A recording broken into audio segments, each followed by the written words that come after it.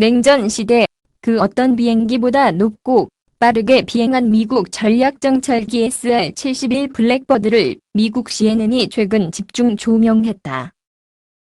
CNN에 따르면 미국 로키드, 현 로키드 마틴사가 개발한 정찰기 SR-71 블랙버드는 첫 비행에서 50여 년이 지난 지금도 우주에 닿을 정도로 높고 미사일을 능가할 정도로 빠르게 날 수 있다. 1950년대 후반 비밀리에 설계된 이 비행기는 현재도 수평 비행에서의 최고 비행 고도와 로켓을 동력으로 하지 않는 비행기의 최고 비행 속도 기록을 보유하고 있다. SR-71 블랙버드는 아직 정찰 위성이나 드론, 무인 항공기이 없던 시절 적지에 침입해도 격추되지도 발견조차 되지 않기 위해 개발됐다. 열을 분산하기 위해 기체를 검게 도장하면서 블랙버드라는 애칭이 붙은 이 비행기는 유선형의 날렵한 외형 덕분에 기존 비행기와 전혀 다르게 보인다. 이에 대해 항공역사학자이자 블랙버드의 설계와 개발이라는 저서를 출간했던 피터 멀리는 CNN에 블랙버드는 50년대에 설계됐는데 지금도 미래의 비행기로 보인다고 말했다. 1960년 5월 소련 영공에서 항공 사진을 촬영하던 미국의 정찰기 유위가 격추되는 사건이 발생했다. 이 사건은 즉시 미소, 냉전의 외교상 파장을 일으켰고 미국은 다시 한번 더 빠르고 더 높게 비행할 수 있어 대공 자격을 받지 않는 신형 정찰기를 개발할 필요성에 직면했다.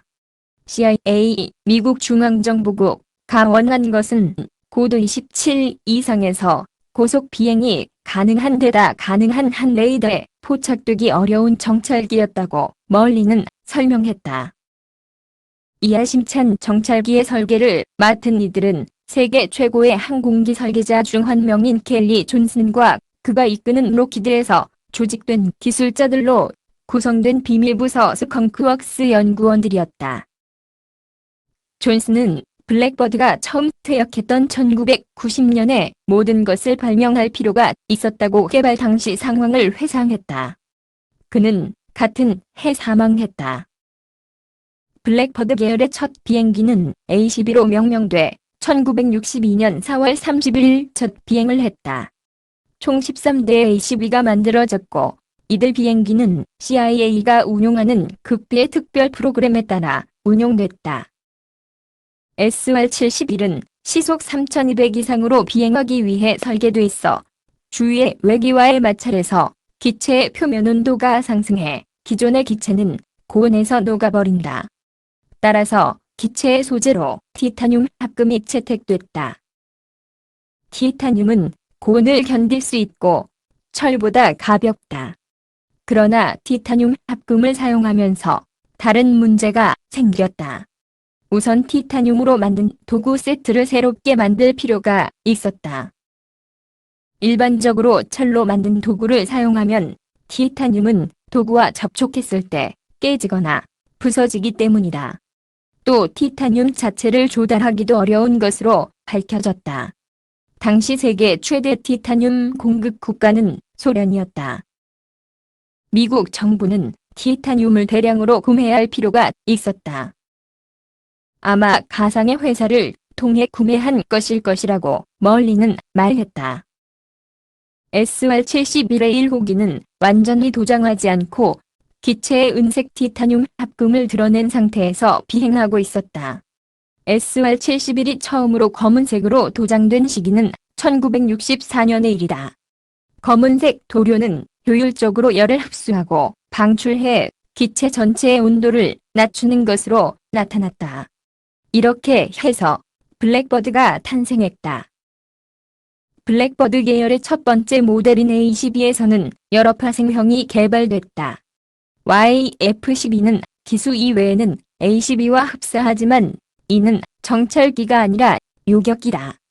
총 3대가 생산돼 미 공군에 의해 운용됐다.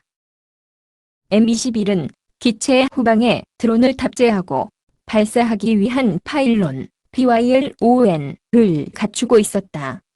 총 4대가 제작됐지만 1966년 드론이 본 기체에 충돌해 승무원 중 한 명이 사망하는 사고가 발생했다. 사고로 인해 M21 개발 계획은 중지됐다. 그리고 A-12의 마지막 파생형인 SR-71은 1964년 12월 22일 첫 비행을 시행했으며 그 후 30년 이상에 걸쳐 미 공군의 정보 수집 활동을 담당했다.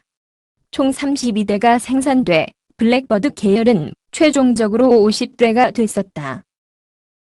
SR-71의 기체에는 세계 최초로 비행기에 사용된 복합 소재의 일부가 포함돼 있었다. 이 소재 덕분에 이 비행기는 적의 레이더에 발견되기 어려웠다. 당시에는 아직 스텔스라는 말이 사용되지 않았지만 이 비행기는 본질적으로 스텔스 기대라고 멀리는 말했다. 대공 사격이 도달하지 않는 고도로 미사일보다 고속으로 비행이 가능한 데다 레이더로도 거의 발견되지 않기 때문에 SR-71은 모두 수입계 적의 영공에 침입할 수 있었다.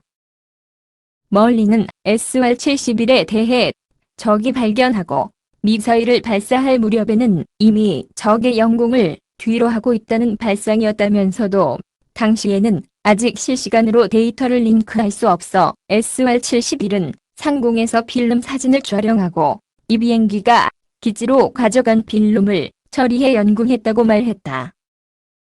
결과적으로 블랙버드가 적에게 격추된 사례는 단 한 번도 없었다. 그러나 이 비행기의 신뢰성에 문제가 있어 총 32대 중 12대가 사고로 소실됐다. 또한 운용이나 조종이 어려운 비행기이기도 했다. 이 비행기는 준비에 상당한 인력이 필요했다. 블랙버드가 출동할 때는 우주왕복선을 발사할 때와 마찬가지로 기본적으로 카운트다운, 졸기이 이루어졌다. 승무원과 비행기 모두에 상당한 준비가 필요했기 때문이라면서 상상을 초월할 만큼 많은 노력과 인력이 필요했다고 멀리는 말했다. 또 이 비행기의 조종사들은 고도의 극한 상태를 견딜 수 있도록 특별한 복장을 착용해야만 했다. 멀리는 그들은 기본적으로 오늘날 우주왕복선 승무원들이 입고 있는 것과 같은 종류의 우주복을 입고 있었다며 고속으로 비행하고 있으면 조종석이 매우 더워지므로 조종사들은 장시간의 임무 동안 자신들의 식사를 유리창에 놔둬 따뜻하게 데워놨다고 말했다. 하지만 블랙버드가 소련의 영공을 비행한 사례는 단 한 차례도 없었다. 1960년 사건 이후 미국 정부는 소련 영공에서의 비행을 완전히 중단했다. 그러나 블랙버드는 냉전 중 중요한 역할을 수행했고 중동과 베트남 그리고 북한과 같은 다른 중요한 지역에서 임무를 수행했다. 1976년 SR-71 블랙버드는 비행 고도 85,069피트, 약 26,000m, 최고 시속 2193.2마일, 약 3,530마하 3.3이라는 현재도 깨지지 않은 세계 기록을 세웠다. 그러나 정찰 위성과 무인기 등 신기술의 실용성이 향상된 데다가 감시 데이터를 즉시 사용할 만큼 기술이 발전하면서 블랙버드 계획은 1990년 중단됐다. 1990년대 중반에 일시적으로 부활하기도 했다.